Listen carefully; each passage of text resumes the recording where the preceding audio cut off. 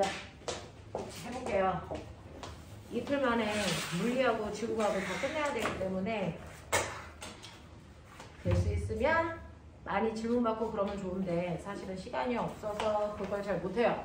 그래서 문제 고난도 객관식까지는 문제 풀어 오셨을 거고요. 그리고 그거에 대한 질문은 선생님이 지나다니면서 이따가 중간에 시간 있을 때 질문 받을 테니까 문제 풀어온 사람들 중에서 질문할 거 있으면 하시면 돼요. 자, 그 다음에 우리가 저번 주에요. 뭐에 대해서 잠깐 배웠었냐면 여러분들 선생님이랑 배운 거 열 중에서요. 비열이라는 거 배웠어요. 비열하고 구분하세요. 비열하고 구분하셔야 되는 게 뭐가 있냐면 연료량이라는 게 달라요. 비열이라는 건 물질 1kg을 1도 높이는 데 필요한 열량이라면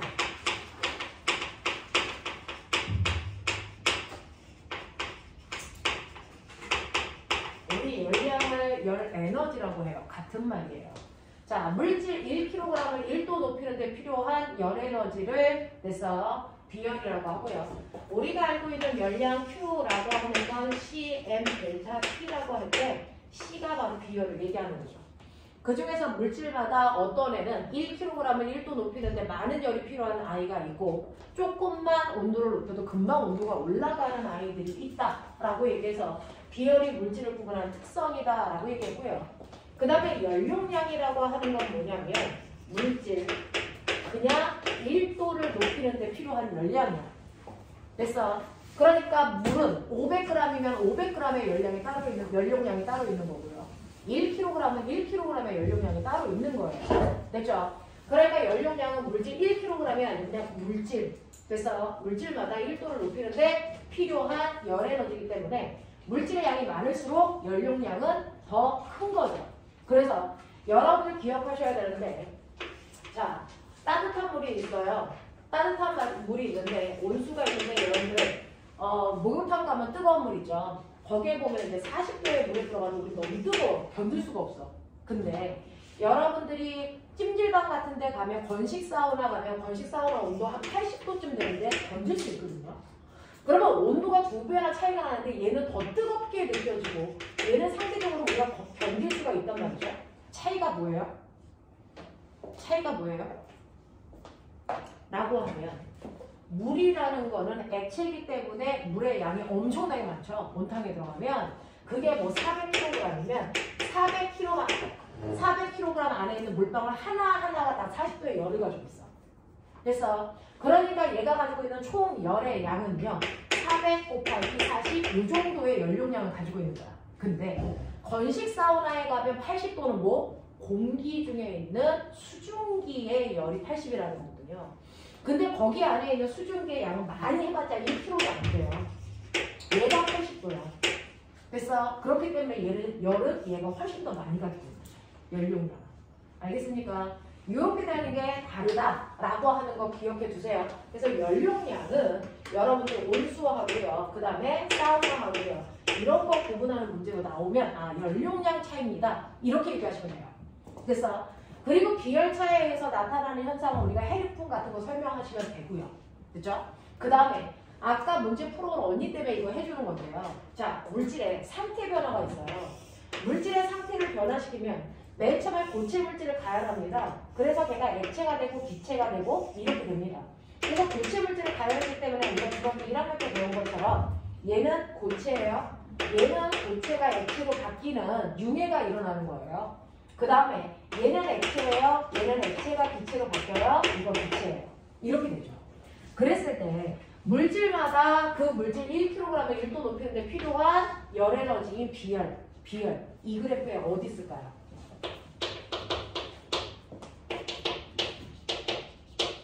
이게 얼음부터 시작해서 물 되고 그 다음 수증기 되는 상태 변화를 나타내는 그림이라면 됐죠? 이 중에서 비열 어디 있어요? 라고 하면 이 그래프의 길게 역수가 비열이에요. 그래서 열을 가했을 때 온도가 올라가는 정도. 그래서 그 중에서 어떤 애는 온도가 똑같은 열을 가해도 빨리 올라가는 애가 있고요. 그렇죠? 어떤 애는 천천히 올라가는 애도 있어요. 자, 온도가 올라가는 이 속도. 됐습니까? 이게 바로 비열의 역수예요. 여기 아까 거 몇 페이지? 질문했던 거. 몇 페이지 몇 번? 책 가지고 있는 사람들이요. 21페이지. 61페이지. 네. 61페이지에 이건 한번 보고 가는 게 좋을 것 같아서 같이 보자고요. 61페이지 8번 보면 지호야 옆에 성이 잠깐만 보여줘. 같이 책. 61페이지 8번 보시면 61페이지 8번에는요. 두 가지 물질을 이런 식으로 같이 그려놨단 말이죠. 어떤 물질의 상태에 따른 온도 변화 그래프를요. 어떤 애는 흰색으로 이렇게 그려져 있다. 거기는 그래프 똑같이 그릴 수는 없어요. 자, 그런가 하면 어떤 애는 뭐 이런 식으로 그려져 있다. 이런 식으로 그려져 있다. 됐어? 그러면 똑같이요. 여기에는 고체가 있고 고체가 액체로 바뀌는 상태 변화가 일어나는 구간인데요.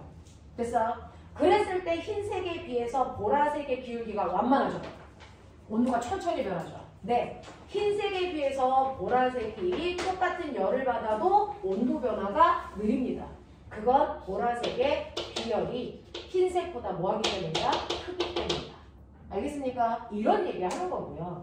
그 다음에 거기에 보시면 그 다음에 또 어떤 문제, 어떤 내용이 나오는 거냐면 이 보라색만 이제 본다고 치면 한 문제만 본다고 치면 그러면 이게 고체일 때, 액체일 때, 기체일 때 이거 기울기 다 같아? 다 달라? 다 달라. 그래서 같은 물질이라도 상태에 따라 비율 다 다르다. 얼음의 비율 다르고 물의 비율 다르고 수증기의 비율 다 다릅니다. 알겠어? 그래프가 완만할수록 비율이 크다. 기억해 두시고 그 다음에 두 번째 여기는 고체가 액체로 상태가 바뀌는 융해가 일어나는 거예요. 그 융해가 다 일어나는 동안 필요한 열을 융해열이라고 합니다. 됐어? 그러면 하얀색하고 보라색 중에 누구의 융해열이 커? 뭐 이런 문제도 나오는데 융해열이라는 건 어쨌든 간에 같은 시간 동안에 됐어. 가스레인지가 가열하는 열의 양은 똑같잖아요. 됐죠? 그러니까 이 길이가 길면 길수록 열을 많이 받아야 다 녹는다는 얘기죠. 무슨 말인지 알겠어요? 네. 그래서 이 길이가 길면 열을 많이 필요로 하니까 융해열이 더 크다라고 표현하시면 되겠어요. 집에 가서 여기에 있는 이 8번 문제는 진심으로 다시 한번 보십시오. 됐어요? 괜찮은 문제예요. 자, 열 파트에서 대단히 괜찮은 문제고요. 실제로 과거 아이들도 이 문제는 되게 많이 보거든요. 그래서 한번 봐주시면 훨씬 더 도움이 됩니다. 근데 열 파트는 비열이나 열용량이라는 용어도 기억하시면서 이 그래프 하나가 담고 있는 의미가 뭔가 이것도 좀 보세요. 그래서 상태 변화 얘 융해라고 해요. 기화라고 해요. 이거 녹는 점이라고 해요. 끓는 점이라고 해요. 그죠? 다 아시죠? 이런 것들 연기 좀 해두시면 저번 주에 했던 것 중에서 중요한 문제 중에 하나니까 봐두시면 좋을 것 같아요. 자, 그리고 나서 이제 선생님하고는요. 파동하고 전기 파트만 하면 물리 파트가 끝나거든요. 그래서 그 파동하고 전기 파트를 선생님이랑 같이 하자고요. 성희야, 여기 복사실 옆이야. 거기 가면은 지금 파동 복사해놓은 거 나왔을 거야. 가지고.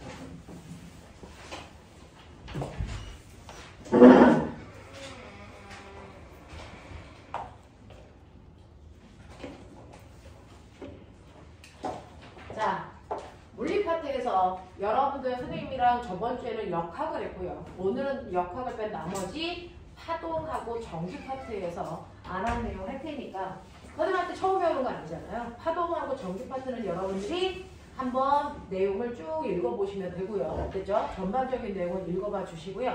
안녕.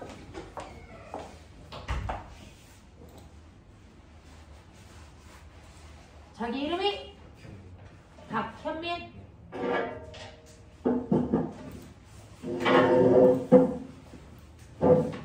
현민아, 거기 괜찮아? 이쪽으로 오는 게 낫지 않니? 여기 또.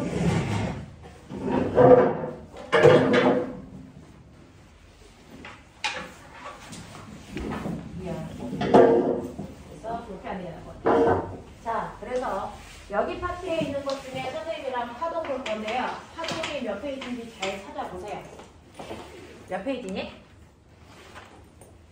파동은 자기네들 가지고 있는 책의 78페이지예요. 여기부터 선생님이랑 같이 진동납, 76페이지네요. 76페이지에 있는 파동 파트에 해당되는 내용들을 잠깐만 필요한 거 정리하고 그리고 이게 문제로 나온다면 누구랑 연결돼서 나와? 파동이 문제로 나온다면 꼬맹아 공부를 하려고 하지 말고 여기서 어떤 문제가 나올까를 찍어. 그래서 그것과 관련된 내용들을 정리해. 알겠어요? 이런 식으로 공부하니까 훨씬 더 간단합니다. 여러분들이 처음 배우는 게 아닙니다. 파동이 뭡니까? 라고 하면 파동은 이게 파동입니다. 됐어? 파동이라는 건 한 지점에서 생긴 진동이 옆으로 퍼져나가는 거야. 와이파이처럼. 됐어? 그래서 파동은 한 지점에서 생기는 떨림을 진동이라고 하고요. 진동이 퍼져 나가는 현상이고요. 그러면 실제로 진동이 퍼진다는 건 뭐가 퍼져나가는 거야? 라고 하면 여기에 있는 칠판을 떨리게 하는 에너지가 퍼져나가는 거예요. 그래서 파동은 진동을 통해 에너지가 뭐하는 전달되는 뭐다? 현상이다. 그래서 진동을 통해 에너지가 옆으로 퍼져나가는 현상, 이게 파동.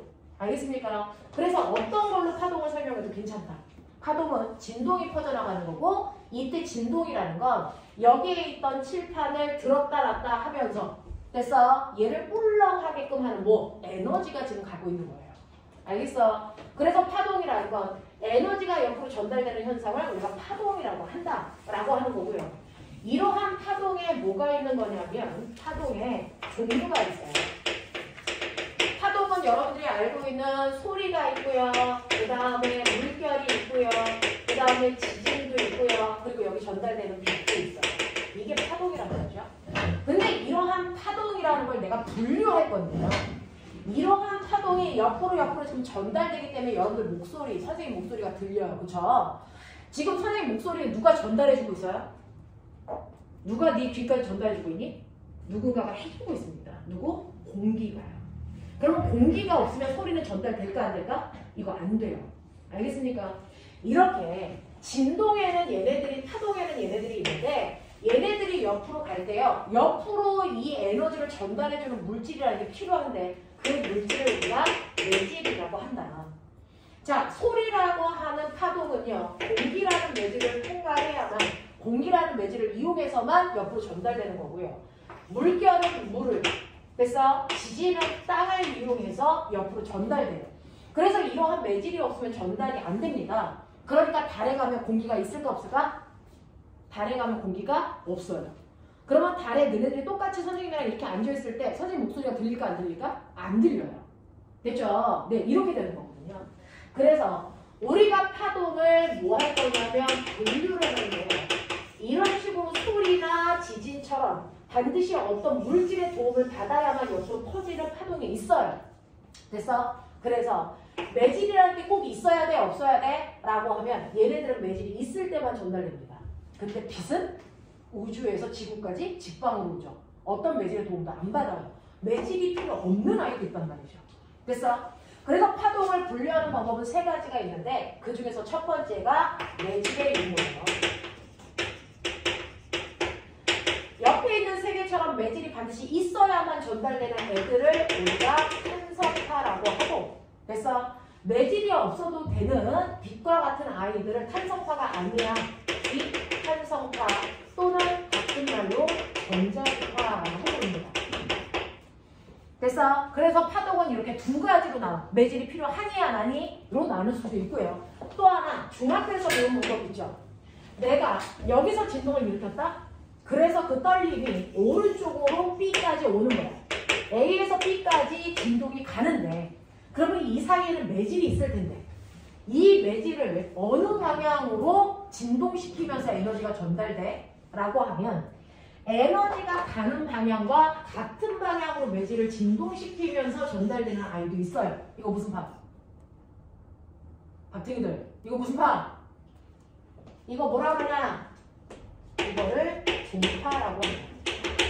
그래서 종파라고 하는 건 파동에서 에너지가 나아가는 에너지의 진행 방향하고요. 그 안에 있는 매질의 무슨 방향? 진동 방향. 이 사이에 관계를 이용해서 설명하는 거예요. 관계를 이용해서. 이 둘의 관계를 가지고 설명하는 건데 그 중에서 보시는 것처럼 에너지가 진행하는 방향과 매질이 떨리는 방향이 같은 방향.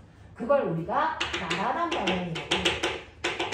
이렇게 나란한 방향으로 진동하는 아이들을 싸다가 종파라고 불러요. 대표적인 게 지금 여러분들이 들리는 선생님 목소리 들리죠? 음파가 대표적이에요. 소리긴 소리인데 우리가 들을 수 없는 소리도 있어요. 소음파예요. 그리고 지진파 중에서 피파라고 하는 아니고 종파의 형태를 띄어요. 근데 에너지가 A에서 출발해서 B까지 갈 때 매질을 어떻게 진동시켜? 네, 가는 방향으로 진동시키는 게 아니고요. 가는 방향하고 수직한 방향으로 이렇게 매질을 진동시키면서 에너지가 갈 수도 있어요. 됐죠? 이거는 우리가 뭐라 그럽니까? 이거는 횡파라고 하고요. 횡파는 매질과 에너지의 진행하는 방향이 서로 수직한 방향입니다. 이런 식으로 전달되는 거 위에 있는 3개 뺀 나머지 다. 알겠습니까? 네. 그러니까 물결이라든가 지진파에서 S파라든가 빛이라든가 이런 거 다 횡파의 형태를 띄어요. 그러니까 여러분들 종파만 외우시면 됩니다.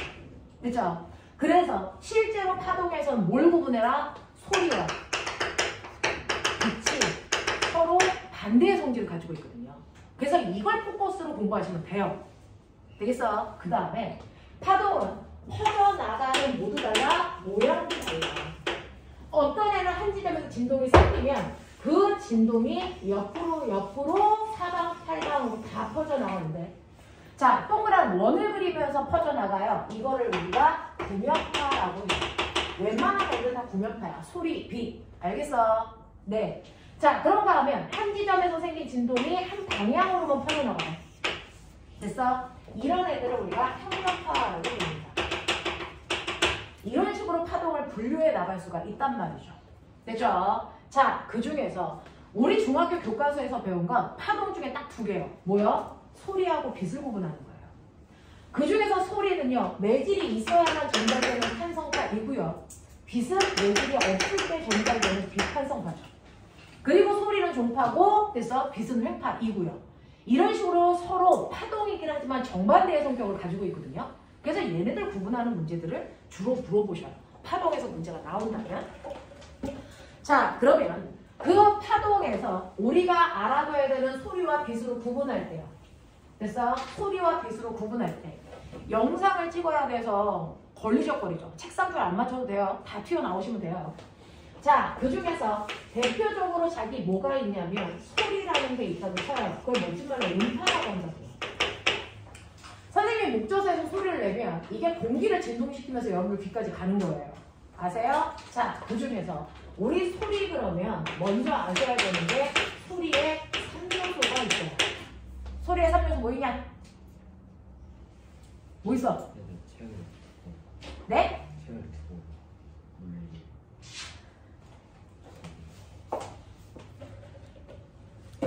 이놈의 새끼가 그냥. 성희야, 몇 페이지부터 몇 페이지까지였지? 76에서 97이요.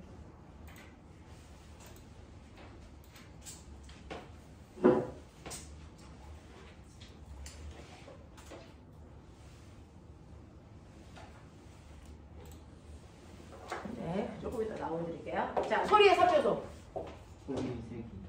자, 소리의 3요소는요. 소리에 세기라는 게 있고, 소리에 높이가 있고, 소리에 높이가 있어요. 이거 공부하셔야죠. 됐어? 네. 그러면서 여러분들이 아셔야 되는 게 있습니다. 여기까지는 다 필기하셨죠? 3번째는 뭐냐면 우리가 알고 있는 이 파동에 뭐가 있어요? 구조가 있어요. 그 파동의 구조를 팩타로 설명하면 이 소리의 3요소를 이해하는 게 훨씬 더 도움이 돼요. 파동의 구조를 보면 한 지점에서 생긴 진동이 그래서 퍼져나가잖아요.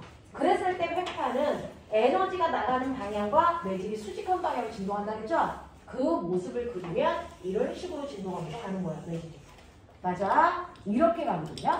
자, 그래서 매질이 여기에 있던 아이가 올라가거나 또는 여기 있던 아이가 내려온다.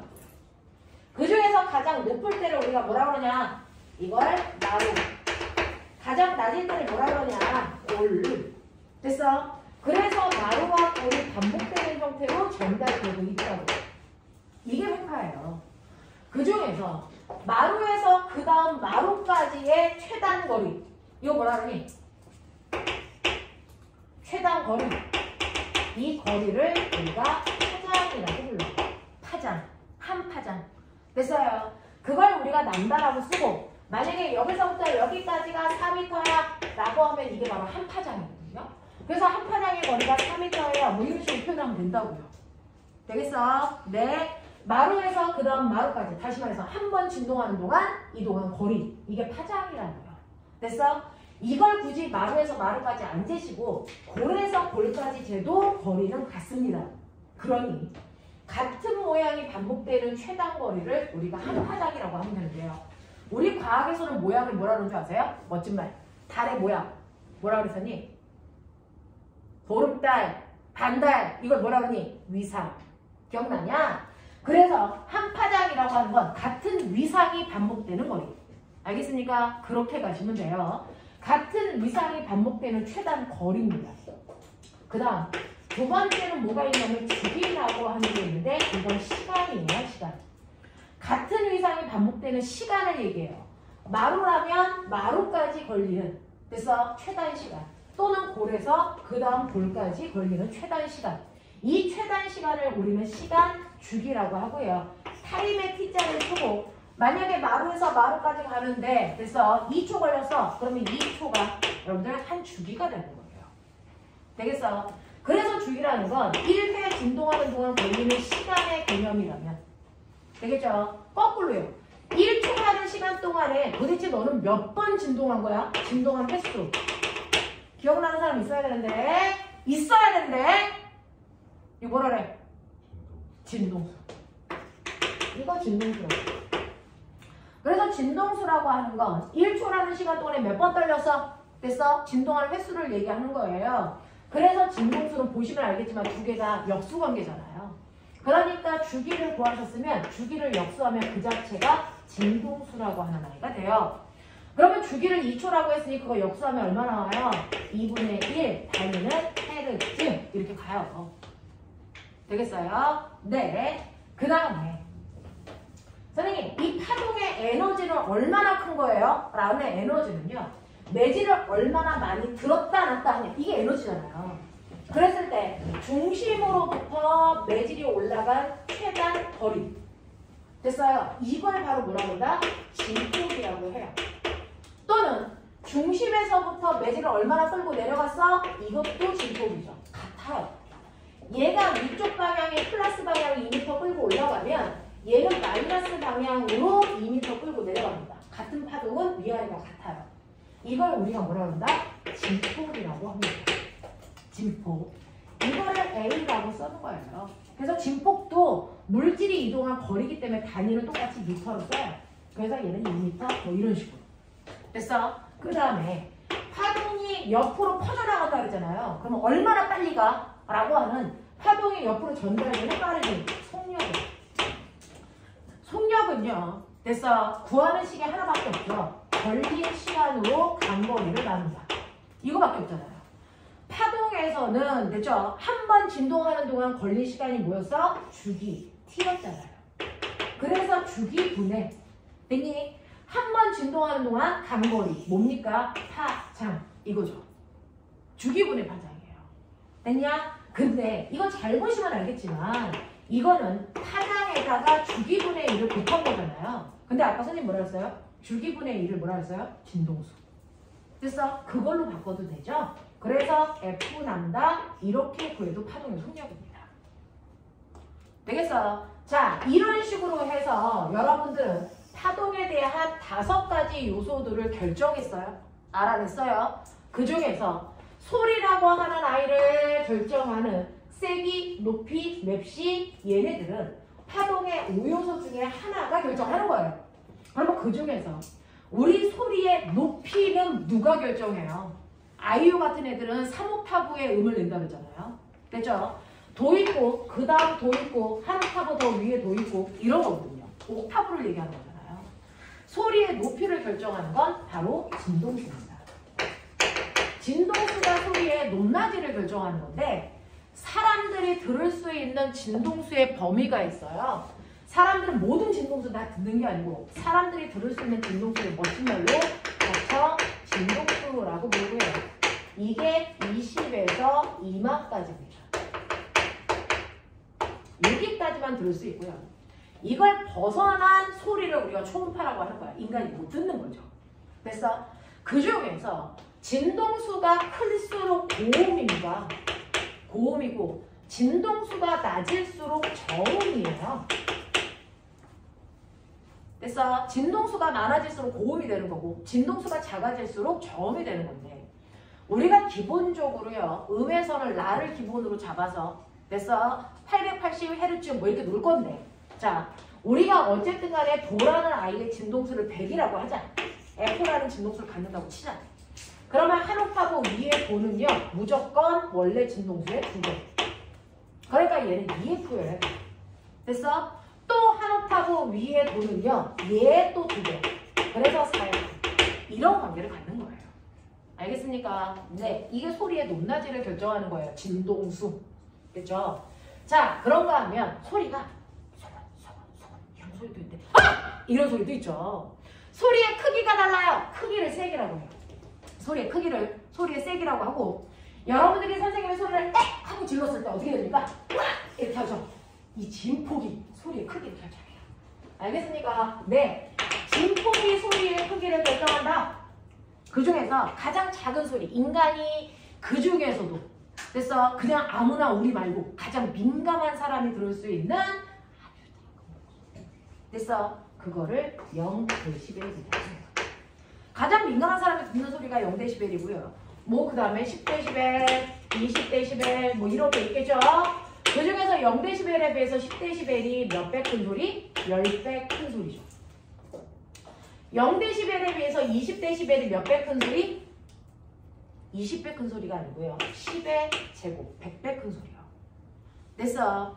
그래서 20dB이라는 건 10의 2승을 얘기하는 거고요. 10dB는 10의 1승을 얘기하는 거고요. 0dB는 안 들리는 소리가 아니고 10의 0승으로 이를 얘기하는 거예요. 알겠습니까? 그래서 인간이 들을 수 있는 가장 작은 소리가 0dB입니다. 그래서 우리가 소음을 규제할 때 우리나라에서는 소리의 세기를 결정하는 거죠. 이걸로 소음을 규제합니다. 자, 그런가 하면 맵시라고 하는 엄마 목소리, 선생님 목소리 구별하시죠? 그래서 라고 하는 목소리의 색깔 그걸 우리가 맵시 또는 음색이라고 하는 거예요. 여러분들 악기 중에서 피아노 소리, 기타 소리 구분하시잖아요. 음색이 달라서 그래요. 그러면 똑같이 도를 치는데 어떻게 달라요? 라고 하면 똑같이 도를 치더라도 피아노의 도가 이런 거라면 그래서 바이올린의 도는 이런 식으로 가다가 떨림이 있어요. 그래서 이게 무슨 악기인지를 구분하는 거예요.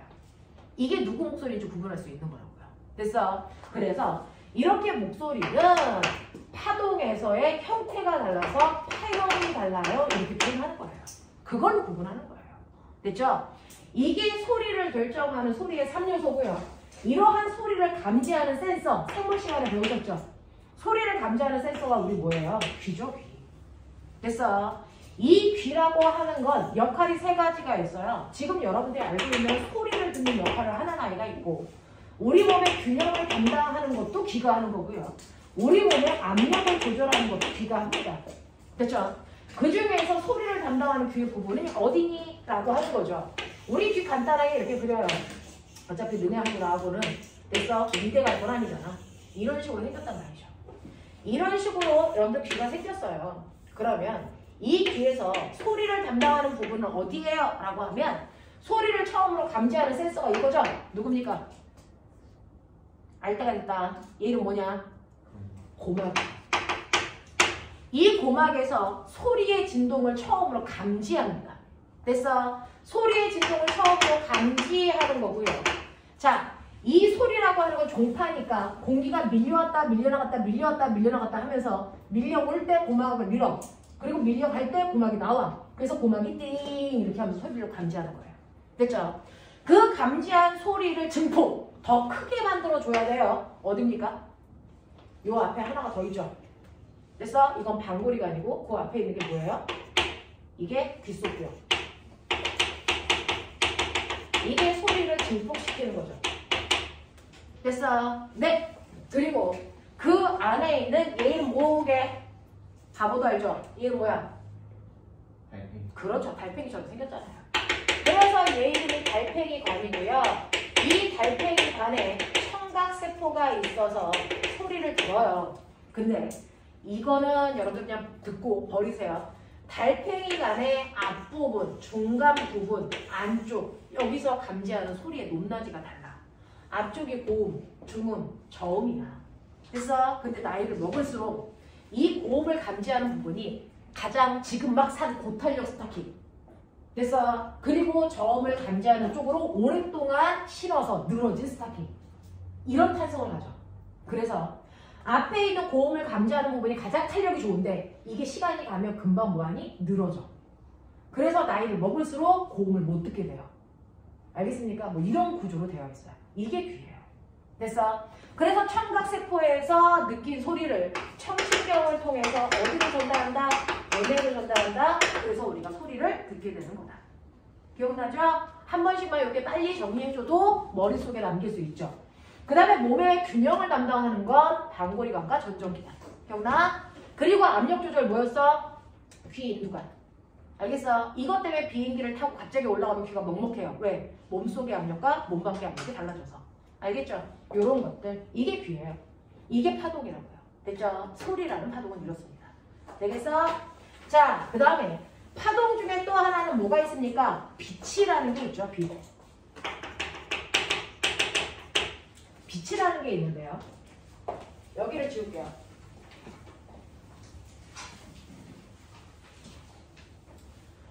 사실은요. 빛을 내는 게 스스로 빛을 내는 물체를 뭐라 그래요? 광원. 그러면 우주에 떠있는 광원을 뭐라 그래요? 별. 알겠습니까? 네. 자, 우리가 얘기하는 별은 스스로 빛내는 거야. 그럼 달은 스스로 빛내니 못 내니? 못 내죠. 그래서 달은 그래서 별이 아닙니다. 무슨 말인지 알겠죠? 그래서 별이라는 건 스스로 빛을 내는 광원이어야 되는데 우리 가장 대표적인 별이 태양입니다. 태양. 태양은 스스로 빛을 냅니다. 됐죠? 그 빛을 낸다는 얘기는 너네 알죠? 지구상의 물질 몇 종류? 물질의 상태 세 가지. 고체, 액체, 기체. 기억나죠? 너네가 늙어서 그래요. 사실은 상태는 네 가지입니다. 애기들은 이렇게 배워요. 그래서 자, 고체가 뜨거우면 뭐가 되니? 액체. 액체가 뜨거우면 기체. 기체가 뜨거우면 고체가 뜨거우면 액체 되고요. 액체가 뜨거우면 기체 되고요. 기체가 뜨거우면 플라즈마라는 게 돼요. 전기를 띤 입자. 됐어? 네, 양이온과 전자가 나뉘어집니다. 그걸 플라즈마라고 해요. 태양 같은 애들은 표면이 6,000도나 돼서 엄청나게 뜨거워서 수소가 수소, 양이온과 전자로 찢어집니다. 그래서 그러면서 태양이 계속 빵빵빵 폭발하니까 그 폭발할 때의 힘으로 전기를 띤 입자가 우주 밖으로 밀려나가요. 그러면서 전기를 띤 입자가 퍼져나가니까 그 주변에 뭘 만든다? 전기장을 만든다. 그래서 그걸 우리가 일렉트로닉이라고 써요. 그러면 전기장이 갑자기 세졌다가 약해졌다가 이렇게 돼요. 그러면 너네 중학교 2학년 때 배웠어요. 전류가 흐르면 그 주변에 기억나니? 전류가 흐르면 그 주변에 뭐가 생겨? 자기장. 맞아요. 그러니까 태양에서요. 전기를 띤 입자가 나가면서 전기장을 만들면 그 전기장에 의해서 그 주변에 수직한 방향으로 전기장과 수직한 방향으로 자기장이 생겨요. 자기장을 P라고 써요. 또 근데 자기장이 있으면 기억나냐? 그래서 이렇게 자석을 넣었다가 뺐다가 하면 그것 때문에 또 뭐가 흐르니? 내 전류가 생겨요. 그러니까 자기장에 의해서 또 그 앞에 뭐가 생긴다? 수직한 방향으로 전기장이 생기고 그 전기장에 의해서 자기장에 의해서 전기장에 의해서 자기장이 유발돼서 서로 앞으로 팡팡팡팡 가면서 지구까지 옵니다. 그러니 별도의 매질이라는 게 필요 없어요. 서로 유발시키면서 가기 때문에. 이걸 우리가 태양에서 오는 태양빛이에요 라고 얘기하는 거죠. 근데 사실은 이걸 태양빛이라고 하지 않고 우리는 전기장과 자기장이 서로 유발시키는 파동이에요. 줄여서 이걸 뭐라 그러나? 전기장기파라고 합니다. 이게 전자기파예요. 전기장과 자기장이 서로 유발시키면서 앞으로 전달되는 파동, 이걸 전자기파라고 하고요. 그 전자기파로 에너지를 전달하는 대표적인 게 별입니다. 별빛들이 이렇게 오는 거예요. 그래서 근데 이러한 전기장 중에서요. 진폭이 큰 부분은 에너지가 큰 거예요. 진폭이 작은 부분은 에너지가 작아요. 그래서 한꺼번에 에너지가 팡 하고 쏟아져 나올 때 에너지가 10인에 하나만 나오는 게 아니고요. 에너지가 큰 애부터 작은 애까지가 다 튀어나옵니다. 그래서 파동의 에너지 중에서 에너지가 1인에, 2인에, 3인에, 4인에, 5인에, 6인에, 7인에, 8, 9, 10 이런 식으로 그래서 에너지가 작은 부분부터 큰 부분까지의 에너지가 동시에 다 튀어나와요. 그래서 전자기파에는 에너지가 큰 애, 중간에, 작은 애 이런 애가 있는데 그걸 인간이 인위적으로 에너지의 크기에 따라 잘라버려요. 그 중에서 전자기파의 형태 중에서 에너지가 큰 애를 우리가 방사선이라고 부르는 거예요. 그 방사선 중에서 핵이 터질 때 나오는 에너지, 감사선의 에너지가 제일 큰 거고요. 그 다음에 뼈 부러졌을 때 쓰는 X선이 그 다음입니다. 그 둘을 합해서 방사선이라고 부르는 거야. 그래서 그 다음에 중간에 에너지를 가지고 있는 애들을 우리가 빛이라고 부르는 거예요. 그러니까 우리가 그동안 빛이라고 했던 건 전자기파 중에서 요 사이즈에 해당되는 애만 부른 거야. 알겠어? 그 빛 중에서도 에너지가 큰 애가 누굽니까? 자외선. 우리가 물체를 볼 수 있게 해주는 게 누굽니까? 가시광선.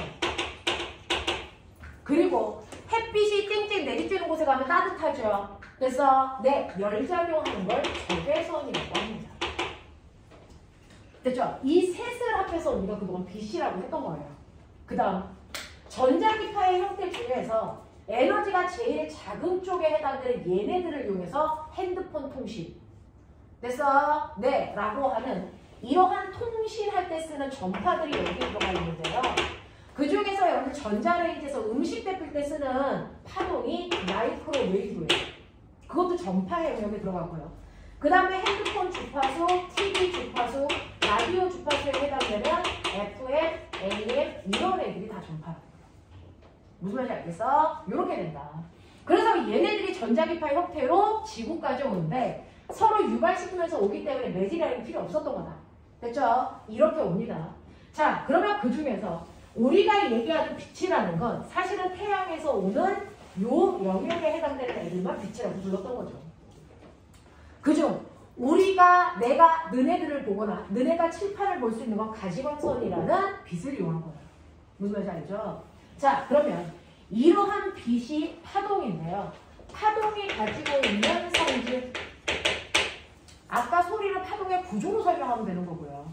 그 다음에 빛은 파동의 성질을 아셔야 되는데 파동은요. 꽃장 나가려는 직진성이 있어요. 그래서 형광등에서 빛이 꽃장 오고 있는데 선생님이 있어. 그럼 선생님을 통해서 빛이 통과할 수 있어? 없어? 없어요. 그래서 빛을 통과시키지 못하는 물질을 불투명한 물체. 빛을 통과시키는 물체를 투명한 물체. 이렇게 표현하는 거거든요. 빛의 투과율을 나누는 건데 선생님은 불투명한 겁니다. 그러니까 불 다 끄고 앞에서 조명을 쏘면 선생님 몸을 빛이 통과 못하니까 선생님 뒤쪽에는 빛이 가니 안 가니? 안 가죠. 그래서 뭐가 생겨요? 그림자져요. 그러면 선생님 이렇게 조명을 켜는데 여기 물체가 있어요? 빛이 가다가 이 물체를 통과하지 못해서 여기 그림자가 생겨요? 이유가 뭘까요? 이유는요.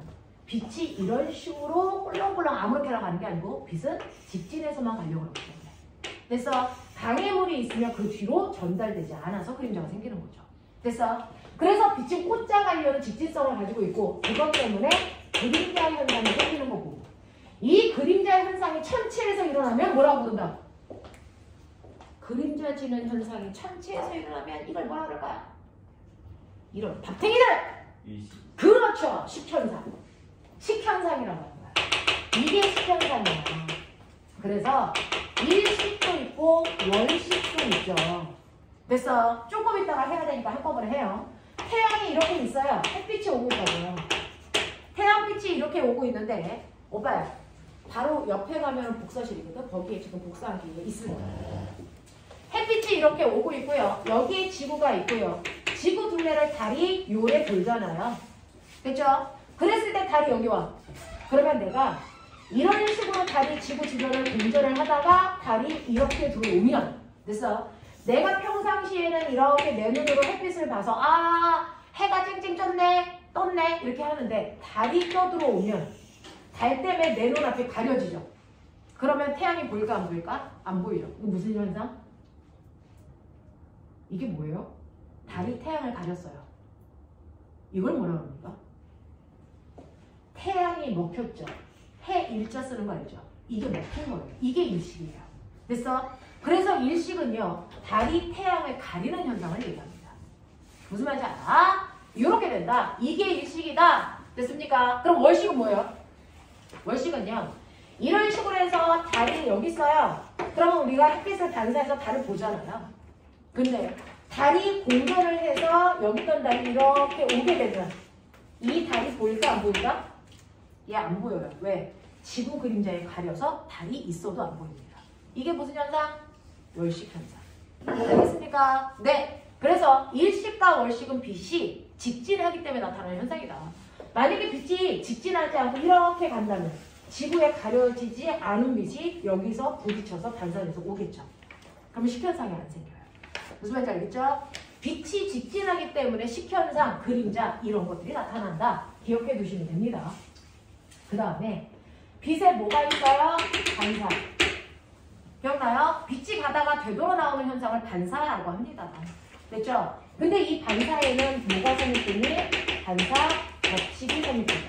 반사 법칙 얘기해봐. 빛이 곧장 가다가 다른 물질을 만났을 때 되돌아 나오는 현상. 반사죠? 맞아요? 네. 근데 반사 법칙은 뭐야? 자, 빛이 들어갔다가 나올 때요. 몇 도로 들어갔다 몇 도로 나오는지 각도 재고 싶어. 그러면 각도를 재는 선은 빛이 닿는 면과 수직한 선을 그려야죠. 이게 각도를 재는 기준선이에요. 얘 이름이 뭐예요? 법선이에요. 맞아. 그래서 법선으로부터 입사 광선까지 각도를 재면 이게 입사다.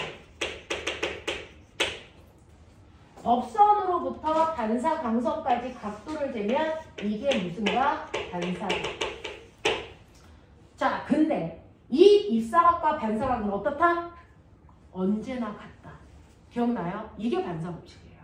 됐죠? 그래서 반사 법칙은 빛이 들어가는 각도와 나가는 각도는 예외 없이 같아야 된다. 그러니까 만약에 입사각이 30도면 반사각은 안 재봐도 돼요. 30도입니다. 알겠습니까? 이렇게 되는 거예요. 언제나 같아요. 입사각이 30도가 아니고 40도로 변화시켰어? 그러면 반사각도 40도로 변해요. 반사 법칙이에요. 무슨 말인지 알겠죠? 네. 근데 너네 이러한 반사도요. 표면이 매끄러우면 하나의 광원장치에서 빛이 나란하게 갑니다. 나란하게 갔다가 거기서 반사돼서 나오는 빛도 나란하게 이렇게 나오겠죠. 그러니까 반사돼서 나오는 모든 빛들이 같은 방향을 향해서 갑니다. 이거 무슨 반사? 이거 무슨 반사? 정확하게 한 방향으로 가요. 정반사. 됐어? 네. 그래서 정반사는 표면이 매끄러운 면에서 일어나는 반사예요. 그러면 정반사가 일어나서 모든 빛이 같은 방향을 향해서 가고 있다는 건 눈에 보여? 그럼 병원 가야죠. 그래서 빛은 눈에 보이는 게 아니잖아요. 그러면 정반사 하고 있는지 어떻게 알아요? 증거 있어요. 정반사가 일어나는 물체 앞에가 내가 서 있으면 내 모습이 뭐합니까? 비쳐요. 됐어? 여러분들 오늘 거울 앞에 네 얼굴 비춰봤죠? 거울에서는 무슨 반사를 하고 있는 거예요? 정반사를 하고 있는 거예요. 됐죠? 이렇게 정반사를 하고 있는 물체 앞에가 서 있으면 내 모습이 뭐한다? 비친다. 알겠습니까? 이렇게 되는 거고요. 그런가 하면 이것과 반대되는 반사가 있죠. 표면이 거칠어요. 칠판처럼요. 칠판 앞에 내가 서 있는다고 해서 내 모습이 비치지 않잖아요. 왜? 칠판은 이면이 되게 거칠습니다. 거칠어요. 됐어? 그러니까 선생님이 분필을 이렇게 할 때 거친 면에 분필이 됐어? 부서져서 묻어난 거예요. 알겠냐? 이렇게 표면이 거칠 때요. 빛이 이런 식으로 빛의 입장에서는 나란하게 가도 걔가 어느 면에 들어가느냐에 따라 금형과 접선을 그으셔야죠. 접선을 그으셔야죠. 금형과 접선을 그었을 때 그 접선과 90도 되는 게 법선입니다. 90도 되는 게 법선입니다. 90도 되는 게 법선입니다. 그래서 법선으로부터 이루는 각과 같은 각만큼 반사 법칙은 성립하니까 반대 방향으로 같은 각만큼 빛이 튕겨나가고 있어요. 됐어? 같은 각만큼 법선과 반대 방향으로 이 빛이 반사돼서 나가요. 됐어? 법선과 이루는 각도가 똑같지만 방향은 반대 방향으로 빛이 튕겨나가죠. 이게 반사예요. 그러면 이렇게 반사돼서 나간 광선 1번 광선, 2번 광선, 3번 광선이 다 지각각의 방향으로 가죠. 됐어? 이걸 난잡한 반사, 난반사라고 부르고요. 난반사는 표면이 거칠 때 일어나는 반사고요. 이러한 난반사가 일어나는 곳에 내가 가서 있으면 내 모습은 비치지 않지만 그 물체를 우리가 뭐 할 수 있다? 볼 수는 있다. 그래서 태양에서 빛이 오고 있어요. 태양에서 이렇게 나한테 빛이 옵니다. 그러면 내 얼굴에서 빛이 반사돼서 나가서 여러분들 눈에 들어가면 내 얼굴이 보이는 거예요. 알겠어? 내 몸에서 난반사이기 때문이에요. 알겠죠? 그래서 우리 눈에 보이는 모든 아이들은 지금 다 난반사하고 있기 때문에 내 눈에 그 빛이 들어가서 그래서 내가 그 물체를 볼 수 있는 거예요. 아시겠습니까? 이렇게 된다. 자, 근데 어떤 반사라도 반사 법칙은 늘 성립한다. 입사각과 반사각은 언제나 같다. 졸려면 살짝 일어나. 자, 그 다음에 빛의 성질 중에서 세 번째 성질은 뭡니까? 굴절이라는 게 있죠. 됐죠? 굴절은요, 빛이 가다가 공기 중에서 어디로? 물속으로 가요. 선생님은 불투명한 물체지만 물은 투명한 물체잖아요. 그러니까 빛이 가다가 투명한 물체를 뚫고 들어간다고요. 하지만 빛은 공기하고 물속에서 빛이 전달되는 속력이 같을까 다를까? 이게 달라요. 빛은 전달될 때 매질이 필요 없는 물질이잖아. 근데 오히려 매질이 있으면 그걸 피해가야 되니까 속력이 느려져요. 그러니까 빛이라고 하는 아이는 아무것도 없는 진공에서의 속력이 제일 빨라요. 진공에서 빛이 전달되는 속력만을 우리가 광속이라고 하는 거예요. 근데 이 빛이 공기 중으로 오거나 물속으로 들어가거나 또는 투명한 유리라는 물질을 통과하는 동안은 속력이 계속 느려집니다. 입자가 빽빽하니까 통과하기 어려워요. 이렇게 되거든요. 그러니까 공기 중에서 빛의 속력이 제일 빠르고요. 물속에서의 속력은 공기보다 느려지잖아요. 이렇게 매질마다 빛이 통과하는 속력이 다르면 속력 차이 때문에 똑바로 직진해서 갈 수가 없어요. 그럼 어떻게 됩니까? 가다가 속력 차이 때문에 애가 꺾여 들어갑니다. 이걸 굴절이라고 해요. 두 매질의 속력 차이에 의해서 빛이 꺾여 들어가는 현상을 굴절이라고 합니다. 되겠니? 물론 이 면에서도 일부는 반사돼서 나와요. 됐죠? 반사도 일어나고 굴절도 일어난다고요.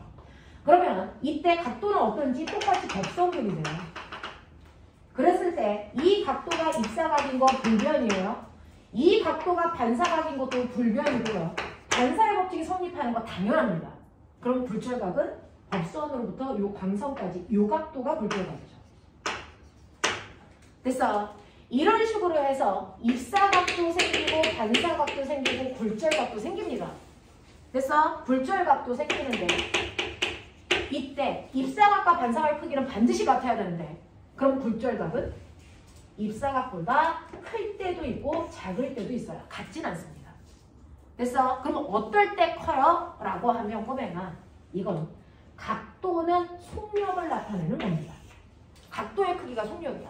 그래서 속력이 빠른 쪽의 각도가 무조건 크게 생겨. 알겠어? 그러니까 지금은 너네가 공기 중에서 물속으로 쐈잖니. 그 중에서 빛의 속력이 공기 중에서 빨랐잖니. 그러니까 공기 중에서 생기는 각도가 더 커요. 납득돼요? 이렇게 되는 거거든요. 그러니까 입사각이 40도면 반사각도 40도이지만 굴절각은 얘보다 작아요. 작아서 20도일 수도 있고 30도일 수도 있어요. 뭐 20도라고 치죠. 이렇게 됩니다. 그래서 각도의 크기는 빠르기를 얘기한다. 빠른 쪽의 각도가 무조건 크다. 예외 없다. 자, 근데 내가 지금 입사각이 40도고 반사각이 40도인데 굴절각은 20도였다고 쳐. 근데 제가 요거 입사각을 조금만 더 크게 할게요. 입사각을 조금만 더 키우면 어떻게 될까요? 입사각이 40도가 아니고 더 크게 해서 50도가 돼요? 그러면 반사각 몇 도가 됩니까? 50도가 됩니다. 반사 법칙 때문에. 그럼 굴절각 어떻게 돼요? 라고 하면 입사각이 커지면 반사각도 따라서 커져요. 네. 그래서 얘가 30도 이 정도 돼요. 이런 느낌으로 가시면 돼요. 됐죠? 그러면 이렇게 다른 매듭을 만날 때는 속력이 다르기 때문에 꺾이는 굴절이라는 게 일어나. 됐죠? 그러면 이 굴절이라는 것 때문에 나타나는 현상 뭐 있었어? 교과서에 있는 거 얘기해봐. 뭐 있어? 영화 스크린. 영화 스크린에 있는 화면이 보이는 건 반사 때문이에요. 굴절이 아니고. 굴절 때문에 나타나는 현상이요. 한여름 떼약볕에 자동차가 달리는 시멘트 바닥 고속도로를 보면 자동차가 약간 늘어져 보이죠? 이게 아지랭이 현상이에요. 됐어? 그리고 너네 교과서에 주옥 같은 얘기가 나오죠? 해봐 빨리. 낱말은 기름 바보들아. 낱말은 새가 듣고 기억나? 반말은 쥐가 듣는다. 기억나요? 라고 하는 건 소리가 꺾였다는 얘기거든요. 사실은요, 낮에는요, 햇빛이 쨍쨍하게 내려치면, 그래서 땅바닥이 뜨겁기 때문에 땅바닥과 가까운 아래쪽 공기가 더운 공기예요. 이런 식으로. 40도 공기, 30도 공기, 20도 공기, 10도 공기, 뭐 0도 공기 이렇게 된다고요. 온도가 다르다고요. 위로 올라갈수록. 그러면 너네가 야! 하고 소리를 지르면, 그죠? 그 소리라고 하는 것도 파동이니까. 이 파동이 사실은 쭉 가야 됩니다. 근데 그러지 않고요. 그래서 이런 식으로 소리를 지르게 되면 온도가 다른 공기는 다른 매질이에요. 그래서 온도 차이가 있으면 직진할 수 없어요. 꺾입니다.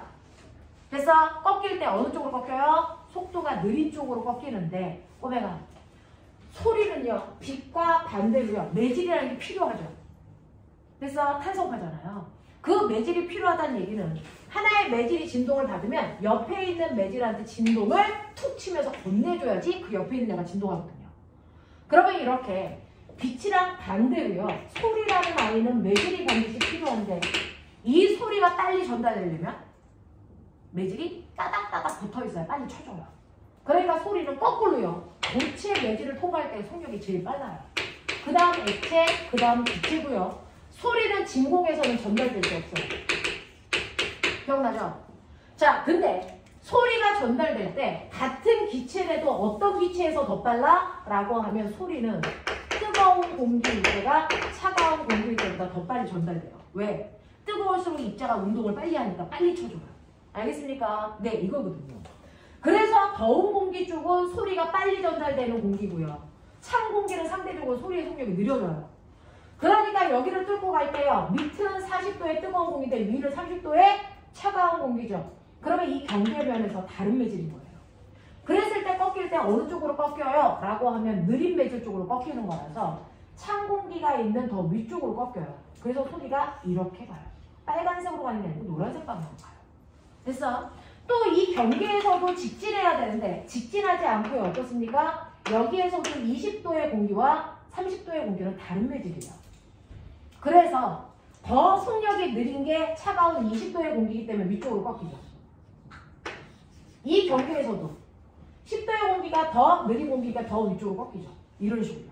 이렇게 가다 보면 사실은요. 원래는 빨간색 여기에 도착했어야 되는데 실제로는 온도가 다르기 때문에 공기가 위쪽으로 이렇게 휘어서 도착해요. 그거를 우리는 낱말은 새가 듣는다라고 표현하는 거고요. 밤이 되면 온도의 역전이 일어나요. 거꾸로요. 여기가 0도, 10도, 20도, 30도, 40도요. 그러면 소리를 지를 때요. 차가운 공기가 아래쪽에 있으니까 아래쪽으로 공기가 이렇게 휘어서 내려온다고요. 그걸 반말은 쥐가 듣는다고 표현하는 거예요. 되겠죠? 자, 이게 바로 소리의 굴절을 얘기하는 거고 그 굴절이라는 건 공기도, 온도에 따라서 소리가 전달되는 속력이 다른 매질이기 때문이다. 알겠습니까? 네, 이런 것도 있고 아지랭이도 있고 물속에 가서 네 다리를 봐봐. 네 다리가 어떻게 보이냐? 실제 네 다리 길이보다 물속에 잠겨있는 네 다리를 보면 길이가 뭐해 보이니? 짧아 보여요. 이것도 굴절 때문이에요. 알겠습니까? 이런 것들이 굴절에 의해서 나타나는 현상이다 라고 하는 겁니다. 그러면 소리에 대한 얘기는 아까 우리 귀의 구조를 봤어요. 그럼 눈은, 빛은 눈으로 감지하는 거죠. 눈의 구조를 보셔야 돼요. 이런 식으로. 그래서 눈의 구조를 이런 식으로 보셔야 됩니다. 우리 눈은 세 가지 막이 있어요. 그 세 가지 막이 있는데 밖에 있는 아이는 공막이라서 눈의 형태를 잡아주고 보호하는 역할을 하고요. 두 번째 있는 아이는 맥락막이라서 상이 맺힐 때까지 빛이 밖으로 못 나가게 막아주는 어둠 상자 역할을 하고요. 실제로 상이 맺히는 필름과 같은 역할을 하는 건 가장 안쪽에 있는 망막입니다. 망막. 그래서 망막에는 시각세포가 있어서 상이 여기에 맺히는 거고요. 됐죠? 그 다음에 눈의 앞부분을 보호하는 게 라식 수술할 때 깎는 거. 뭐? 각막. 알겠죠? 그리고 그 안에 뭐가 들어있어요? 볼록 렌즈에 해당되는 수정체가 있죠.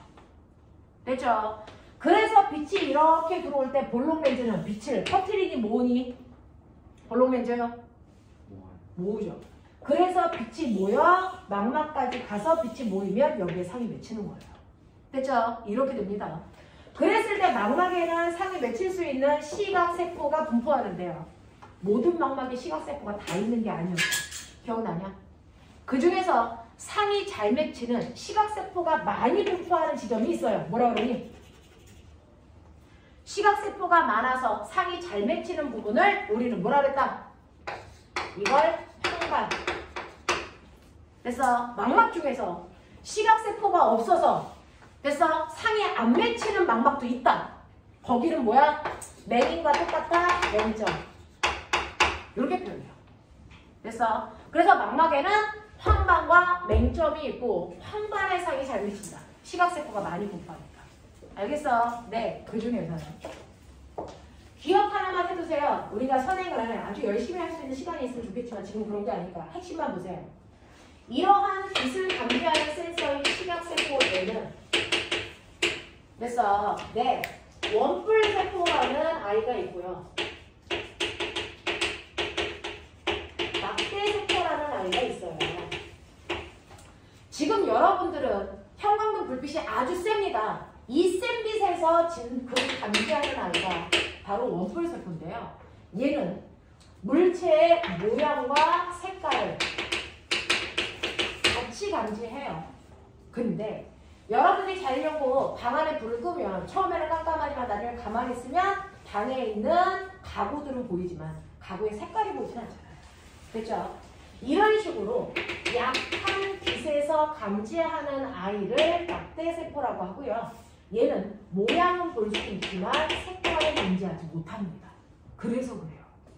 됐죠? 이렇게 됩니다. 그 중에서 색깔을 감지하는 원뿔세포는 모든 색을 다 보는 게 아니죠. 빛의 3원색. 빛의 3원색! 빨간 초. 빨초. 파. 그렇죠. 그걸 우리가 RGB라고 하는 거예요. R, G, B. 됐어요? 빨강, 초록, 파랑. 알겠습니까? 세 가지 세포가 결합해서 총천연 색깔을 다 만들어냅니다. 알겠냐? 이렇게 되는 겁니다. 그래서 시각세포가 이렇게 분포한다. 근데 여러분들 그럼 결국은 우리 눈은 카메라와 같은데요. 카메라에서 첫 번째는 조리개, 빛의 양을 조절해야죠. 빛의 양이 조절이 돼야 눈부시지 않게 하고 너무 어둡지 않게 한단 말이죠. 자, 빛의 양을 조절하는 능력 어디 있어요? 누가 가지고 있어요? 수정체 앞에 있는 근육이 빛의 양을 조절해요. 이 근육을 뭐라 그러나? 홍채. 홍채 인식이 이걸 보는 거예요. 됐어. 자, 눈앞에 홍채가 있는데 홍채는 손바닥 2개로 표현할게요. 그리고 선생님 얼굴이 수정체입니다. 빛이 너무 세면 홍채가 늘어져서 앞을 많이 가려요. 그래서 빛이 들어오는 구멍을 작게 해요. 그래서 눈부시지 않게. 알겠어? 그랬다가 어두워지면 홍채가 수축합니다. 그래서 구멍, 동공을 크게 합니다. 그래서 빛이 많이 들어오게. 그래서 어둡지 않게. 알겠습니까? 그래서 밝기 조절을 하는 게 홍채다. 됐습니까? 이렇게 기억하시면 되고요. 하나 더. 원근 조절도 하죠. 됐죠? 여러분들이 멀리 있는 사진을 찍으려면 줌렌즈가 나와야 되죠. 그렇다고 해서 내 눈이 줌렌즈처럼 이렇게 튀어나오면 되게 웃길 거 아니야. 그거를 내 눈을 속에서 해요. 됐죠? 네, 원근 조절을 한대요. 우리가 멀리 있는 물체를 볼 때와 가까이 있는 물체를 볼 때 뭐가 달라져요? 여기에 있는 수정체에 뭐가 달라진다? 두께가 달라진다. 기억나냐? 수정체의 두께가 달라져요. 수정체가 두꺼울 때가 있고 수정체가 얇아질 때가 있는 거 아세요? 수정체가 두꺼울 때가 어디로 볼 때? 가까이 있는 물체를 볼 때. 얇아질 때가 어디? 먼 곳을 볼 때야. 그래서 이 수정체의 그럼 두께 조절은 혼자 하니? 아니죠. 옆에 있는 근육이 잡아당기는 거죠. 얘가 잡아당겼다 놨다 하는 거예요. 얘 이름 뭐야? 이 새끼도 공부 하나도 안 해. 이거 뭐야? 이거 뭐야? 이거 뭐라 그러죠? 이거를 모양체, 선모체 이런 단어 기억나요? 네네네네. 그렇습니다. 되겠죠? 그래서 원근 조절을 한다라고 하는 건데, 자, 그러면 이 원근 조절을 잘하셨으면 이렇게 안경을 안 썼겠죠. 됐죠? 너네는 나름의 장애를 갖고 있잖아요. 원근 조절을 제가 못해요. 그래서 수정체의 두께가 제대로 조절이 안 됩니다. 그래서 여러분들의 수정체의 두께가 정상인 사람에 비해서 너무 두꺼워지거나 너무 얇아져서 안경을 끼는 거죠. 그 중에서 네 눈은 근신이 원신이. 우리 눈을 근시라고 하거든요. 자, 우리 눈을 근시라고 하는데 근자가 무슨 근자게? 가까울 근이죠. 가까운 쪽에 있는 물체만 볼 수 있는 눈. 이게 근시예요. 멀리 있는 거 잘 못 보는 눈. 알겠습니까? 이게 근시인데 이러한 근시는요. 앞에 있는 수정체가 정상인에 비해서 너무 뭐해진 거야? 너무 정상인에 비해서 두꺼워진 거예요. 정상인에 비해서 너무 두꺼워져서 빛이 너무 빨리 꺾이는 거예요. 그래서 망막까지 가서 상이 맺혀야 되는데 망막 앞에 맺혀요. 그래서 여기 있는 시각세포가 여기 있는 데서 맺힌 상을 못 봐요. 그게 근시예요. 그러면 여기에 맺혀있는 빛을 뒤로 밀어야 되는데 밀릴 수 있는 방법은요. 이 앞에 빛을 퍼뜨리는 렌즈 오목 렌즈를 갖다가 껴요. 그러면 오목 렌즈에서 빛을 한번 퍼뜨렸다가 얘가 모으면 빛이 제자리로 오는 거죠.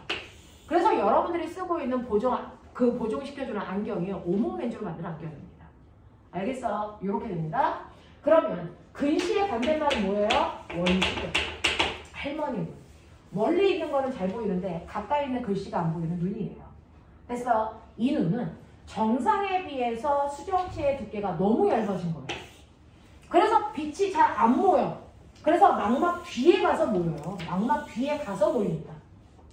그래서 그럼 빛을 앞으로 당겨줘야 되겠네. 그래서 빛을 앞으로 더 빨리 모으게 하기 위해서 할머니는 볼록 렌즈로 조정하시죠. 그래서 할머니 안경이 돋보기 안경. 아세요? 이런 것들이에요. 되겠죠? 그래서 빛과 상이 맺히는 과정, 소리와 그래서 귀의 구조 이런 식으로 머릿속에 같이 넣으시면 좋아요. 되겠냐? 그래서 시각세포가 여기 있고 이게 어디를 통해서? 시신경을 통해서 어디로 갑니까? 대뇌로 가죠. 되겠어? 이게 우리가 사물을 보는 과정이라는 거죠. 이런 식으로 된다라고 하면서 느래요. 아까 빛도요. 에너지의 크기가 다르다 그랬죠. 에너지가 큰 빛이 있고 에너지가 중간 빛이 있고 에너지가 작은 빛이 있다 그랬죠. 그 중에서 에너지의 크기를 결정하는 인자가 진폭의 제곱과 진동수의 제곱을 곱한 값이에요. 진폭과 진동수의 제곱을 곱한 값이 파동 에너지의 크기입니다. 그 중에서요. 그래서 자 이렇게 에너지가 큰 빛이라는 건 진동수가 큰 빛이라는 얘기예요. 그래서 에너지가 작다는 얘기는 진동수가 작다는 얘기예요. 자 근데 진동수가 크다는 얘기와 반대말이 있어요. 진동수가 크다는 얘기는 꼬맹아 한번 1초 동안 얘가 띵띵띵띵 많이 진동한다는 얘기야. 그게 진동수가 큰 거지. 그럼 진동수가 작다는 얘기는 1초 동안 이렇게 한다는 얘기야. 무슨 말인지 알겠어? 네. 그러면 얘는 1초 동안 많이 튕겼으니까 얘가 에너지가 크다. 얘가 에너지가 작다. 이렇게 표현하는 거죠. 근데 잘 보시면 에너지가 큰 애는 많이 진동하지만 대신에 한 번에 많이 갈 수가 없어요. 파장이 짧아요. 그렇죠? 에너지가 작은 애는 늘어지는 거니까 진동은 많이 할 수 없지만 한 번에 많이 갑니다. 알겠어? 그래서 진동수와 파장은 반대말이다. 되시겠어요? 이 그림을 기억하십시오. 그래서 됐죠? 여러분들 선생님이 얘기해주고 싶은 게 있었어요. 원뿔세포가 아까 RGB라고 했어요. 우리 눈에서 보는 가시광선은 빨주, 노초, 파남 보잖아요. 빨주, 노초, 파남보 이거거든요. 그쵸? 그 중에서요. 빨, 주, 노, 초, 파, 남, 보. 됐습니까? 이게 비슷한 한번색인데 그 중에서 파란색 쪽으로 갈수록 에너지가 큰 빛이에요. 그래서 빨간색 쪽에 에너지가 작은 빛이거든요. 그러니까 파란색이 에너지가 크다는 얘기는 진동수가 많다는 얘기고 파장이 짧다. 그래서 우리가 RGB 시각세포 중에서 적원뿔세포, 녹원뿔세포, 청원뿔세포 한국말로 얘기하면 그렇게 얘기하는 거예요. 그 중에서 척원뿔세포는 됐어? 파장이 짧은 애를 감지합니다. 같은 말. 알겠어? 적원뿔세포는 파장이 긴 애가 긴 애를 감지합니다. 그래서 서로 감지하는 파장의 길이가 다른 거예요. 알겠습니까? 요 얘기까지가 해봐드리고 싶었어요. 자, 이런 식으로 해서 이게 파동입니다. 됐냐? 하겠어요? 네, 그래서 파동은 중학교 교과서와 관련된 파동의 내용은 이 정도 하시면 돼요. 하겠죠? 네. 자, 그 다음에 전기 파트 가볼게요.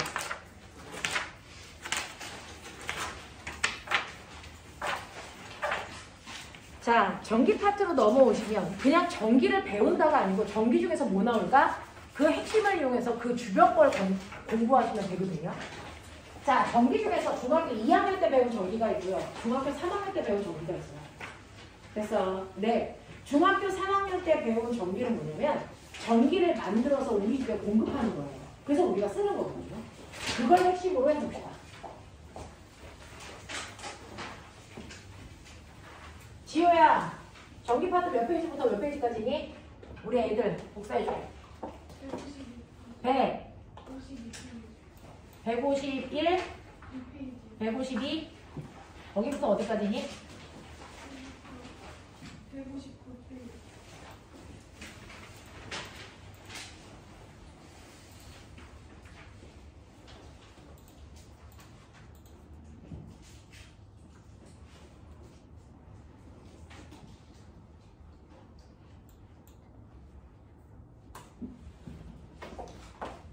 성희야, 조금 있다가 따라서 하죠. 자, 두 번째는 빛이에요. 몇 시예요?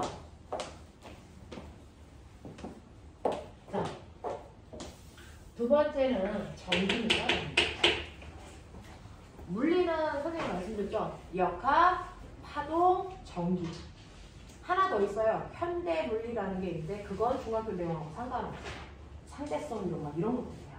그래서 그거를 빼고 이 세 가지가 테마입니다. 그래서 그 테마 중에서 마지막 테마 전기예요.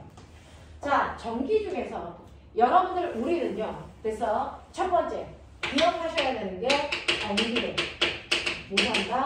발생시킨다. 이걸 알죠. 저는 전기를 발생시킬 거예요. 전기를 띄게 할 거란 얘기예요. 그럼 지금 칠판에 전기 띄니? 안 뜨죠. 됐어? 네, 근데 얘는 전기를 띄게 할 수 있다고요, 내가. 됐어? 그러면 전기를 발생시키는 방법 뭐 있습니까? 두 가지. 칠판 전기 띄게 하는 방법. 뭐 하면 돼요? 비비면 되죠. 됐어? 기억나요? 이런 식으로 전기를 띄지 않은 물질을 됐어? 서로 비벼서 전기를 띄게 하는 방법이 뭐 있니? 정전기. 기억나요? 서로 다른 두 물질을 비비면 전기를 띱니다. 이걸 우리가 정전기라고 하고요. 됐어? 이 정전기라는 건 뭐냐면 사실은 모든 물질은 더 이상 쪼갤 수 없는 가장자전이자 뭘로 되어 있니? 원자로 되어 있는데요. 됐죠? 원자 속에는 원자 핵이라는 게 들어있고 그 원자 핵 속에 플러스 전기를 띠고 있는 양성자가 있어요. 그래서 핵은 플러스 전기를 띱니다. 됐죠? 자, 그런가 하면 바깥쪽에는 뭐가 있니? 전자가 들어있죠. 됐어? 네. 그래서 전자는 마이너스 전기를 띠는데 모든 원자는 이거 읽어봐. 얘 누구야? 죽여버려. 얘 누구야? 나트륨이죠. 내 막 또 이거 쓰는 거야, 나트륨?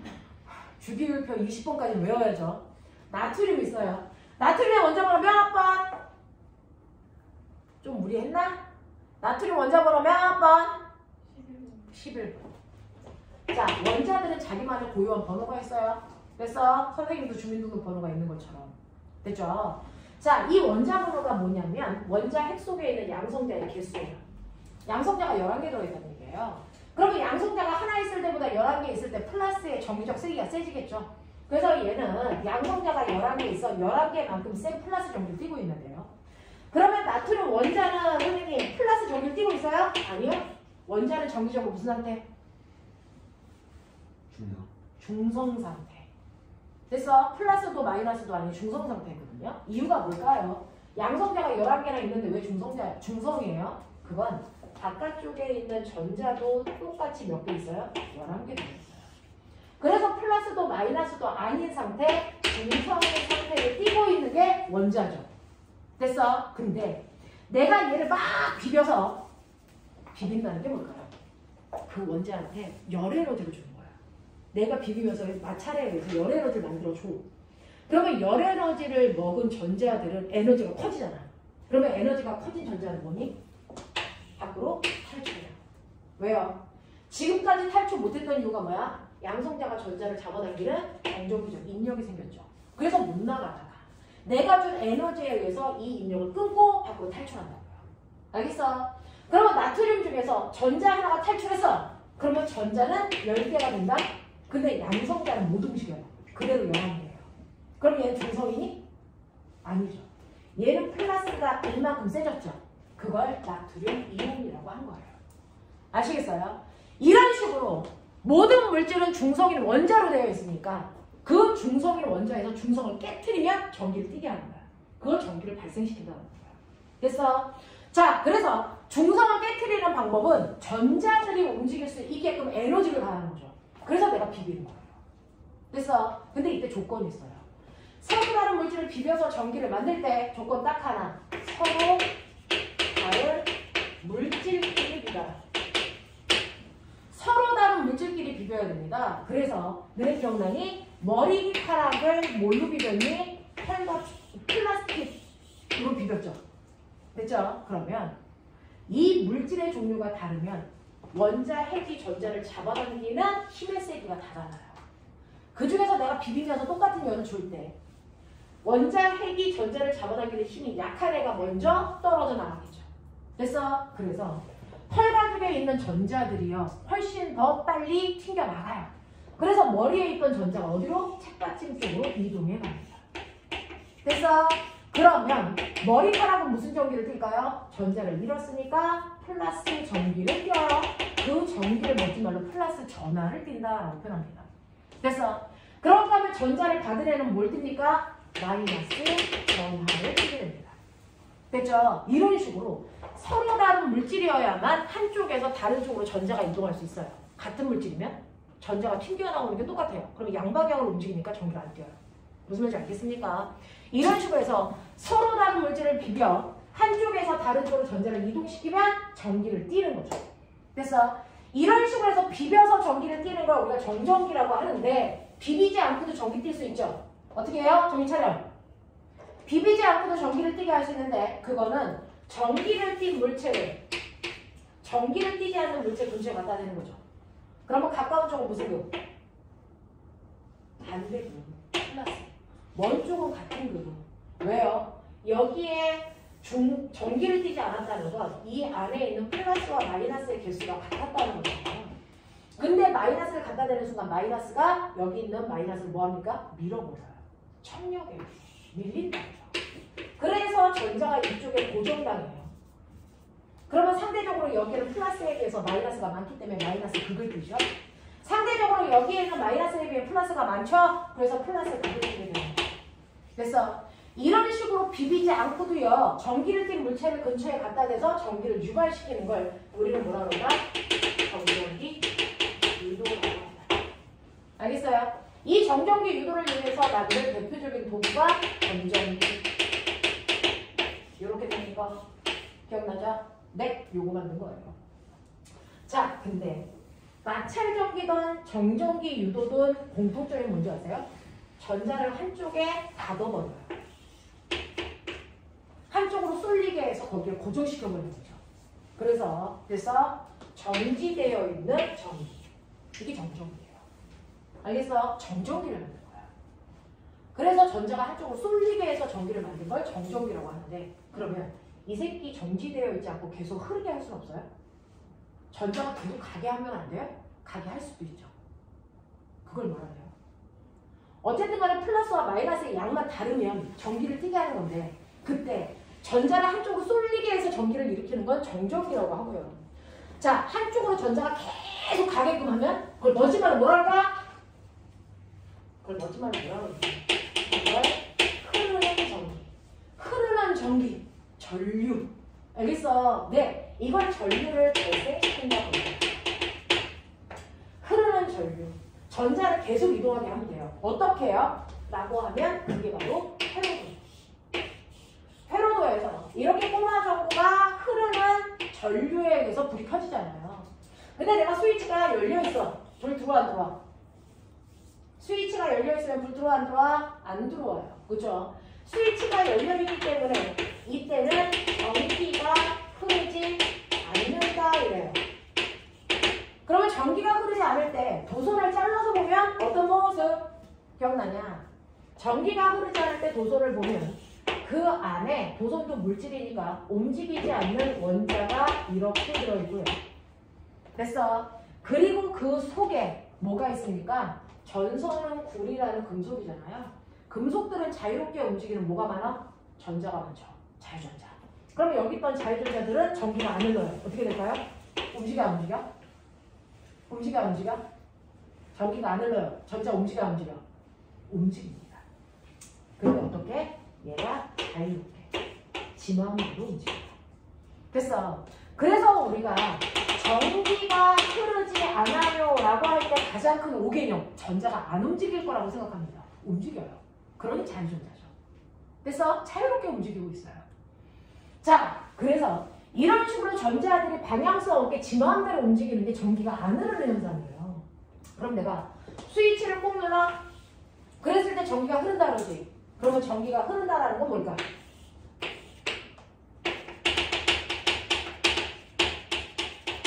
전기가 흐른다는 건 스위치를 꼭 누르면 자유롭게 움직이던 전자를 누군가가 인위적으로 밀어주는 거야.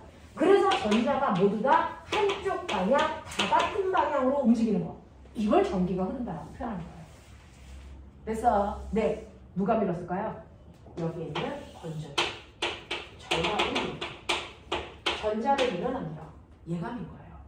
그래서 전압이 민 거예요. 그러면 이때 이쪽이 무슨 극일까요? 전자를 밀어주는 극. 무슨 극? 전자는 무슨 극에서 밀리니? 생각을 좀 해. 마이너스. 마이너스가 마이너스를 청력으로 밀었겠죠. 그래서 무슨 극이 땡기고 있냐? 플러스 극이 땡기고 있겠죠. 근데 너네 알아? 건전지에서 긴 게 무슨 극이냐? 아, 이 새끼들 공부 더럽게 안 했어. 긴 거 뭐야? 이거 플러스. 짧은 게 뭐야? 마이너스. 그러니까 마이너스 쪽에 있던 전자들이 밀려서 한 바퀴 돌아서 플러스 쪽으로 들어가게끔 하는 거야. 그래서 전자는 계속 한 방향으로 간다고 생각하지만 얘는 계속 뺑글뺑글 돌고 있는 거예요. 그래서 이걸 전자를 움직이게 하는 거죠. 그래서 전자가 이런 식으로 움직이는 거. 그래서 이런 식으로 전자가 A 쪽에서 B 쪽으로 전자가 가고 있어요. 그럼 전류는 어느 쪽으로 흐르는 거야? 기억나요? 전류라고 하는 건 전자의 반대 방향의 흐름입니다. 전자의 반대 방향의 흐름을 전류라고 해요. 그러니까 전자가 A에서 B로 가고 있으니까 전류는 B에서 A 방향으로 전류가 흐릅니다. 이렇게 알아야죠. 되겠어? 네. 그래서 전자의 흐름을 전류라고 한다. 전자의 흐름을 전류라고 한다. 되겠죠? 자, 그러면 이런 식으로 해서 전자와 반대 방향인데 전류가 이렇게 흐르네요. 이게 전류 방향이네요. 근데 이러한 전류들은요, 됐죠? 흐를 때요, 반드시 전기 제품들을 지나가면서 전기 제품 꼬마 전구에 불키는 현상을 일으키죠.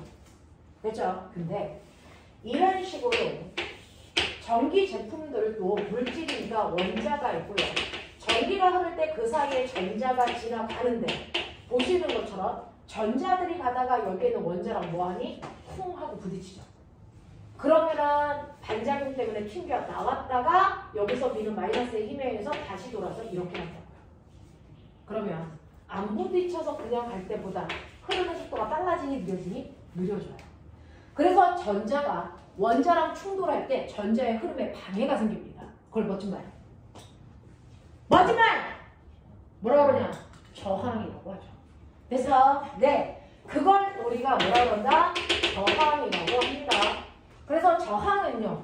그래서 전자가 원자와 뭐하는가 충돌하는 현상을 우리가 저항이라고 한다. 그래서 이러한 저항이라는 레지스탕스 R로 표현해요. 저항의 크기를 결정하는 인자는 여러분들은 세 개만 기억하시면 돼요. 첫 번째는요, 구리야, 은이야, 유리야 라고 하는 물질의 종류. 그 물질의 종류에 따라 똑같은 두께, 똑같은 길이로 잘랐을 때 표준 저항값이 달라요. 그 표준 저항을 우리가 비저항이라고 해서 노로 표현합니다. 비저항. 물질보다. 그래서 어떤 물질은 비저항이 0.1이네가 있고 비저항이 2이네가 있죠. 비저항이 클수록 저항이 큰 물질. 이런 거. 그래서 물질마다 표준 저항값이 다르고요. 그 다음에 표준 저항으로 잘라낼 때 두께와 길이가 일정해야 되는데 이 길이보다 길이가 2배 길어지면 저항은 커질까 작아질까? 길이가 길어질수록 저항값은 비례해서 커집니다. 왜? 길이가 길어진다는 얘기는 이 안에 있는 원자의 개수가 그만큼 늘어난다는 얘기니까 충돌할 확률이 커지겠죠. 무슨 말인지 알겠어요? 자, L일 때는 원자가 2개 있었는데 길이가 2배가 돼서 이 L이 되면 그 안에 있는 원자 수가 4개가 돼요. 그럼 충돌할 확률이 2배 커지죠. 알겠어? 아! 잠깐만 집중해봐. 너네 나 오늘 보면 끝이야. 정신 차려. 졸려면 살짝 일어나. 두 번째, 같은 물질이라도 이 굵기요. 굵기를 멋진 말로 우리가 단면적이라고 합니다. 단면적이 크면 저항값은 줄어듭니다. 단면적이 커지면 저항값이 줄어드는데 이유는 뭐냐면 이게 굵어지면 꼬매가 어떤 일이 발생하냐면 길이는 똑같이 L인데 굵어져서 이게 ES가 되면요. 원자와 원자 사이의 간격만 넓어졌다 이렇게 생각하시면 되죠. 원자와 원자 사이의 간격이 넓어지는 거야. 그러면 전자가 그래서 통과할 빈 공간이 많아지죠. 충돌도 안 일어나요. 알겠습니까? 이렇게 되는 거.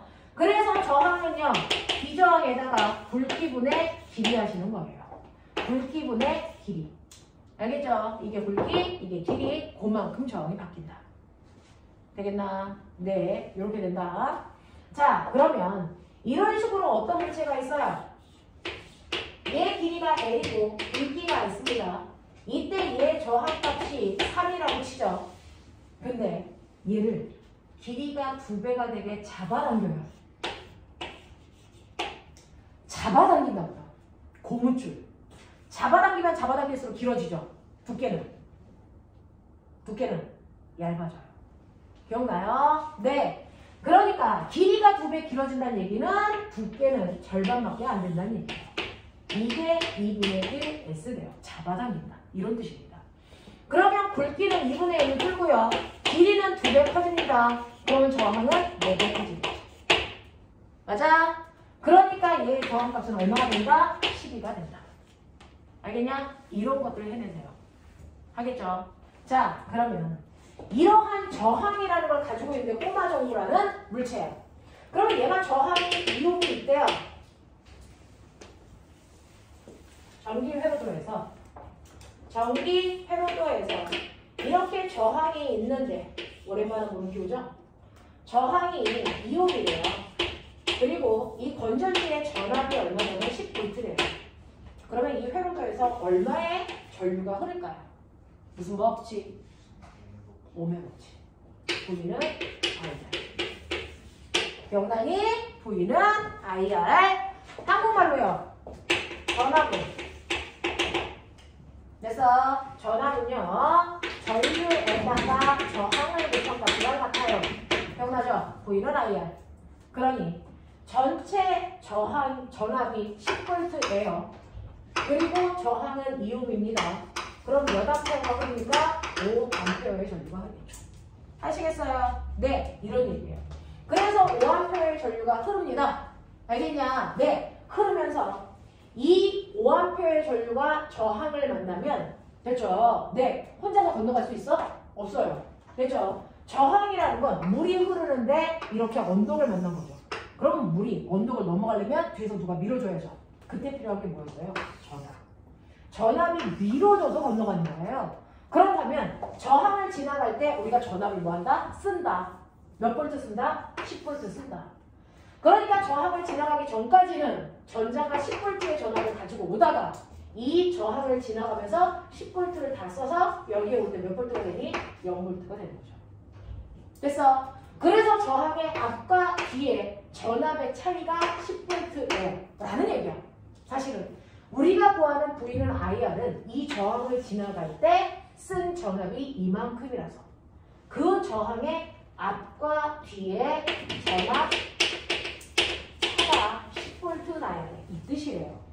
그리고 여러분들은 중학생이니까 전압이라는 단어를 쓰지만 사실은 전압이라는 단어가 아니고 전자의 위치에는 차이야. 전이차라고 불러요. 됐어요? 네, 뭐 이런 얘기도 기억을 좀 해봐 두시면 되죠. 그러면 우리는요, 이런 식으로 집에는 전기 제품이 열나가는데 그 전기 제품을 사용하려면 우리가 전기를 이렇게 일할 수 있는 능력. 저번 주에 선생님 해줬어. 일할 수 있는 능력. 제가 일을 해요. 근데 무한대로 할 수 있는 건 아니죠? 저한테는 일할 수 있는 능력만큼 일해요. 그거 뭐라 그러니? 일할 수 있는 능력, 에너지. 맞습니까? 그러니까 우리가 일을 하려면 졸지 마! 에너지가 있어야 되고요. 그 에너지 중에서 어떤 형태의 에너지를 우리 집에서 씁니까? 형광등은 전기를 씁니다. 전기. 됐죠? 그러면 일단은 전기를 만들어야죠. 그래야 쓸 수 있죠. 됐어. 전기, 에너지를 생산하는 장소를 우리가 발전소, 그 발전소에 있는 발전기가 전기를 생산합니다. 됐죠? 그럼 발전기에서 전기를 생산하는 원리, 그게 바로 요번에 시험 본 전자기 유도. 되겠냐? 이거였잖아요. 그래서 도체통 속에다가 이런 식으로 코일을 연결을 해서 꼬마 전구를 연결한다? 꼬마 전구에 지금 불 킬 수 있니 없니? 없죠. 왜요? 건전지가 없어서 전자를 못 밀어요. 됐어? 그러면 건전지가 없는데 건전지 대신에 전자를 한쪽 방향으로 밀어주는 전압이 필요해. 그 전압을 누가 만들 수 있어? 자석을 이용해서 만들 수 있어. 됐어? 그 자석으로 전압을 만들어 이 전선에 전류가 흐르게 해요. 그래서 자석이 가지고 있는 자기장의 세기를 뭐 시키니? 변화시켜요. 자기장의 세기를 변화시키면 그것 때문에 뭡니까? 전류를 유발시킬 수 있어요. 유도전류를 만들어냅니다. 이거를 발전소에서 하는 거고 이걸 우리가 전자기 유도라고 한다. 기억나냐? 그래서 이때 이 안에다가 전류를 만들 건데요. 만들어지는 원리, 그 원리는 멋진 말, 청개구리 법칙이다. 이건 선생님이 붙인 거야. 청개구리 법칙이야. 그래서 실제로요. 이렇게 도체통 속에는 자기장이 지금 없어. 자석이 없었으니까. 그랬다가 갑자기 자석을 이 도체통 속에다가 훅 하고 넣을 거야. 그러면 여기는 내 맘대로 아무렇게나 움직이는 자유존재가 있어. 근데 얘가 움직이는 방향이 불규칙해서 전류가 흐르지 않았던 것 뿐이야. 맞아? 이해되겠어? 오케이. 자, 근데 너네 기억나죠? 중학교 2학년 때 전류가 흐르면 전류가 흐르는 방향과 수직한 방향으로 자기장이 생긴다. 맞습니까? 네. 그러니 전자들이 움직여요. 전자가 각각 움직인다는 얘기가 전류가 흐른다는 거죠. 그래서 나만의 전류가 흐르고 있어. 나만의 전류가 흐르고 있어. 그러면 전자가요. 실제로는 원자핵 주변에 마치 태양 주변을 돌고 있는 지구처럼 커다랗게 공전도 하고요. 자기 스스로 한 바퀴 도는 자전도 한단 말이죠. 맞아요. 이런 식으로 전자가 움직이는 걸 우리가 전류가 흐른다라고 하잖아요. 그러면 전류가 흐르면 그 주변에 뭐가 생긴다고요? 자기장이 만들어진다고요. 그러니까 각각의 전자들이 움직이면 자기만의 NS 자기장을 만들어요. 됐죠? 그러니까 전자마다 나만의 NS를 다 가지고 있는 거야. 난 이쪽에 N것, 난 이쪽에 N것 이런 식으로 만들고 있는 거야. 이렇게 가지고 있으면 전자가 막 돌고 있단 말이죠. 이렇게 돌고 있는데 갑자기 위에서 N극이라는 자석이 툭 들어오면 어떤 일이 발생하냐면 N극에 의해서 나의 N극이 무한히 밀리잖아요. 맞아요. 나의 N극이 밀린다고요. 나의 N극이 밀린다고요. 그래서 N극을 밀어서 이렇게 N극 방향이 이렇게 돼야 되면 그죠? 전자들이 지금 돌고 있는 방향이 자석 때문에 바꿔야 된다. 그러면 전자 입장에서는 자기가 운동하고 있는 방향을 바꾸는 걸 좋다 싶다? 싫어한다. 됐어? 그래서 둘 중에 하나야. 내가 바뀌든지 이 새끼 못 들어오게 하든지 둘 중에 하나거든요. 전자들이 선택한 건 뭐예요? 이 새끼 못 들어오게 하자. 이 얘기예요. 그래서 N극이 들어오려고 그러면 못 들어오게 막아야 돼. 무슨 극? 무슨 극 만들어야 되니? 위쪽을 다 똑같이 N극을 만들어야 돼. 저 새끼 못 들어오게! 그래서 N극을 만드는 거예요.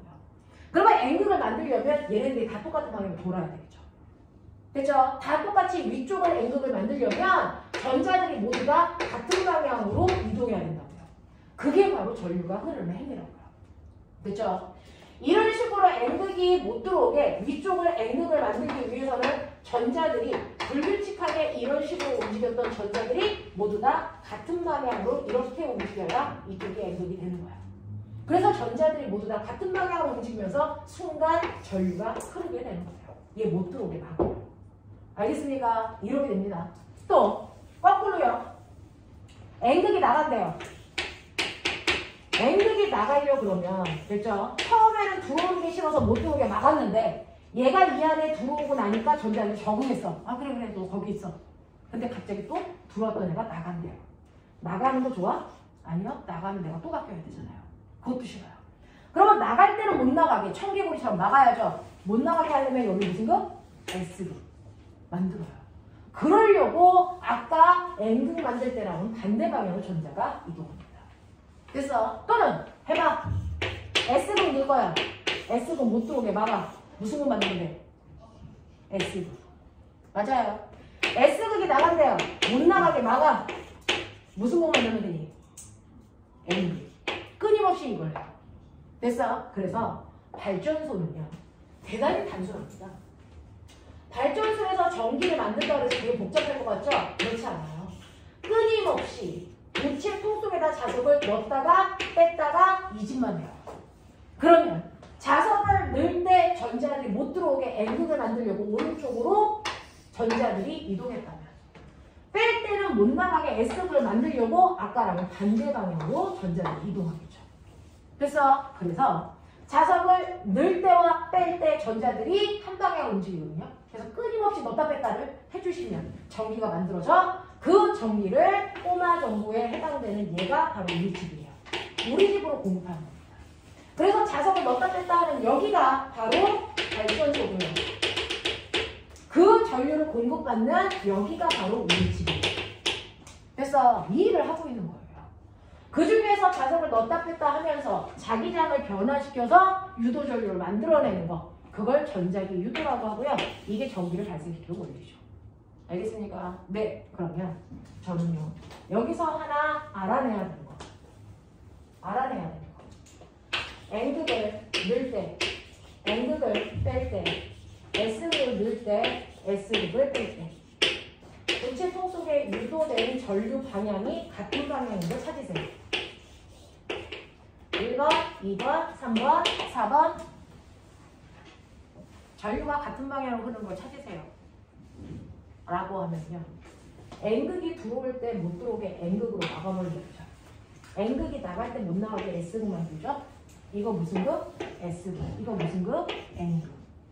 그렇다면 위에 생긴 극의 종류가 같을 때가 같은 방향으로 전류가 흘러요.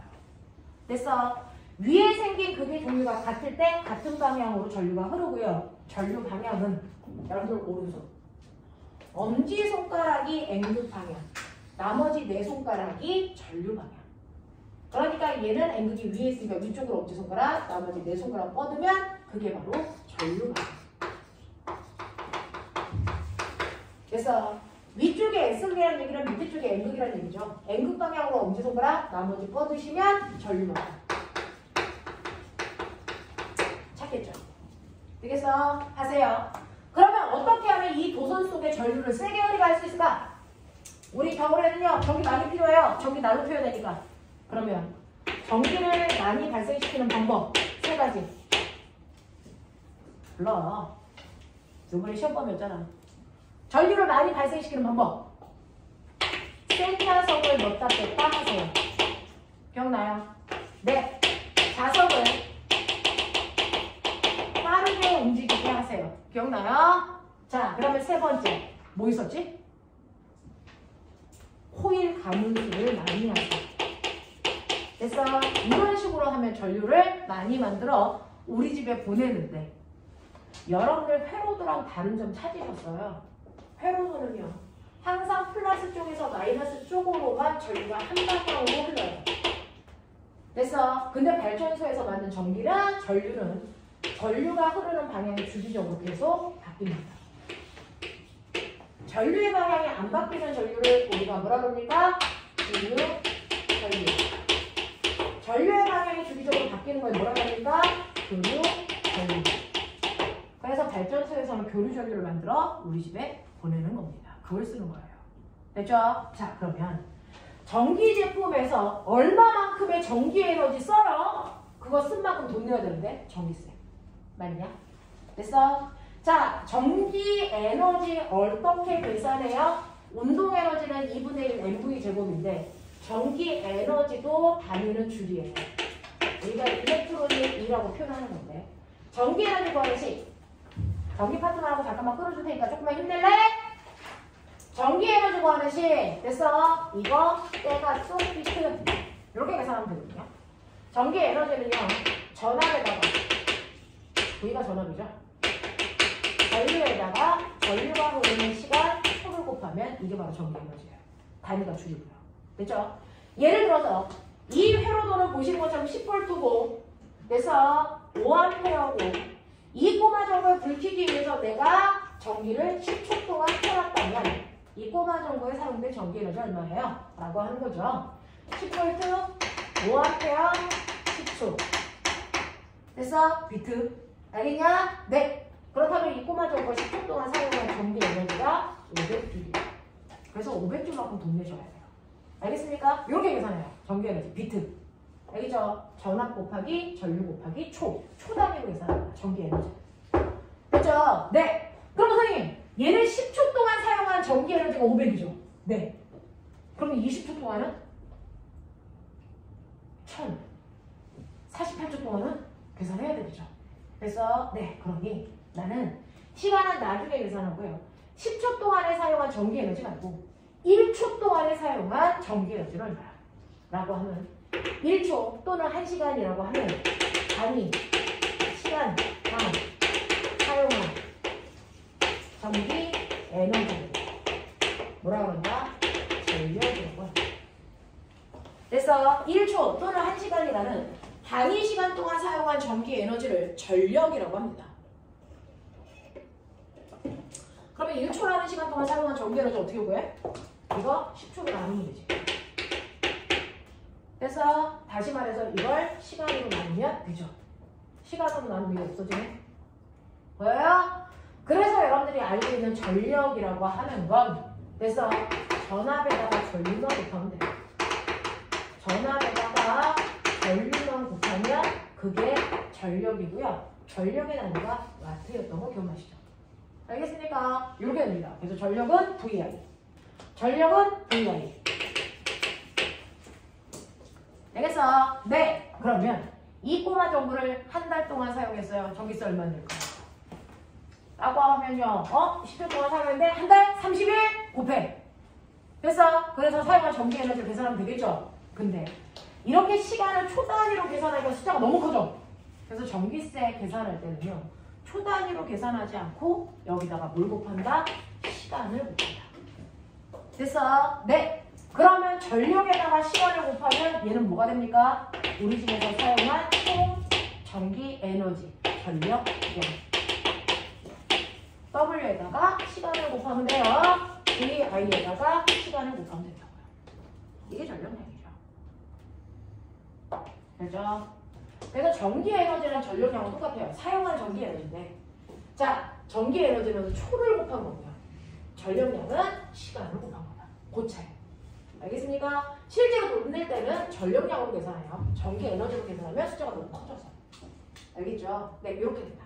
이렇게 된다. 라고 하는 이게 바로 전기 파트. 됐죠? 네, 그러면서 여러분 전기 제품 사용하면 이것만 하고 딱 끝낼게요. 여러분들이 전기 제품을 사면 전기 제품에 무조건 전 세계적으로 규격 100V, 200W 이게 써져 있어요. 그 중에서 이거 무슨 말이냐면 이 전기 제품은 100V에만 꼽아 라는 뜻이죠. 됐어? 이걸 우리가 뭐라 그럽니까? 전격 전압이라고 해요. 나 100V용이야 이 뜻이야. 되겠어? 오케이. 자, 그 다음에 200W는 뭐냐면 나 근데 100V에 꽂으면 나 1시간에 200J의 에너지 써. 이 뜻이야. 그래서 네. 그래서 나는 1시간당 소비되는 소비 전력이 이만큼이야. 이런 뜻이야. 되겠냐? 네. 그러면 100V 200W잖아요. 얘 전류가 얼마나 되니? 전류의 세기 구하래. 어떻게 하면 되는지 알죠? W는 VI잖아요. W가 200인데 V는 100이라고 했잖아요. 몇 암페어 흘러요? 2암페어. 하겠어요? 2암페어예요. W는 VI. 그러면 저 전기 제품의 저항은 얼마야? 5매 법칙이요. V는 I. 나 100V용인데 조금 전에 알아냈어. 2암페어라고. 그럼 저항 얼마야? 55mm 얘기도 할 수 있죠.